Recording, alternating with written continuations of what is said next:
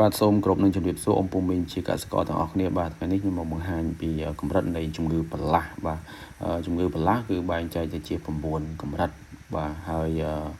ចាប់ពីកម្រិត0រហូតដល់កម្រិតលេខ9អញ្ចឹងនៅពេលដែលអ៊ំពូមីងឃើញពីកម្រិតនីមួយៗហើយអ៊ំពូមីងបាញ់ថ្នាំនៅកម្រិតទីប្រមាណបាទតែជាការណែនាំពីកម្រិត0ទៅដល់កម្រិតទី1ហ្នឹងគឺឃើញថាស្រូវវាមានសុខភាពល្អទេបាទហើយយើងត្រូវតែសម្អាតវាស្រែរបស់យើងហើយយើងប្រើប្រាស់ជាមានថាឲ្យសមរម្យឲ្យមានតុល្យភាព NPK ហ្នឹងបាទហើយចំពោះទី2វិញកម្រិតទី2វិញឃើញថាមានដំបៅតូចចាប់ផ្ដើមហើយអញ្ចឹងយើងត្រូវតាមដានហើយនឹងជៀសវាងប្រើអាសូតរៀងខ្ពស់បាទហើយនឹងគ្រប់គ្រងទឹកឲ្យបានល្អចំណែកពីកម្រិតទី3ដល់កម្រិតទី4យើងឃើញថាវាចាប់ផ្ដើមផ្ទុះហើយវារៀលដាលទៅកែម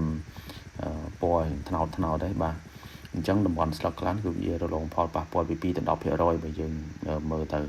អញ្ចឹងយើងចាប់ផ្ដើមបាញ់ថ្នាំហើយបាទហើយយកឧទាហរណ៍ថ្នាំដូចជា 3C Cycle ហើយនឹង Iso Pro ហើយនឹងAzoxystrobin អ៊ំពូមីងស្គាល់ហើយបាទប្រភេទថ្នាំអស់ហ្នឹងនេះជាឧទាហរណ៍ណាប៉ុន្តែបើមានថ្នាំអីផ្សេងៗអ៊ំពូមីងអាចបាញ់បានមិនអីទេបាទហើយចំពោះកម្រិតពី5ទៅដល់6វាអាចស៊ីថាពី11ទៅជិតដល់50%អញ្ចឹងតំបន់ខ្លាំងគឺរងផលប៉ះពាល់ហើយដំបៅរាលដាលខ្លាំងមែនទែនបាទជំងឺកាន់តែធ្ងន់ធ្ងរព្រោះភាគច្រើនគេបាញ់លាយជាមួយនឹង systemic ហើយបូកជាមួយនឹងថ្នាំសម្លាប់មេរោគបាទហើយយើងតាមដានរហូតបាទចំពោះទី7ដល់ទី9ឃើញថាតំបន់ស្លឹក50%គឺរងផលប៉ះពាល់ហើយស្លឹកស្ងួតឬក៏ងាប់បាទហើយហ្នឹងវាត្រូវយឺតពេលហើយចំណុចហ្នឹងបាទហើយយើងត្រូវទទួលស្គាល់ថាយើងនឹងបាត់បង់ទិន្នផលហើយអ្វីដែលយើងត្រូវធ្វើហ្នឹងគឺរក្សាទុកនៅស្រូវដែលយើងអាចព្យាបាលបានណាបាទចំពោះ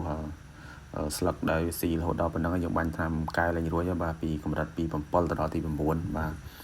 បាទសូមអរគុណអ៊ំពូមីងទាំងអស់គ្នាបាទមានចម្ងល់អ្វីបន្ថែមជួយ comment បាទសូមអរគុណសូមជម្រាបលាបាទ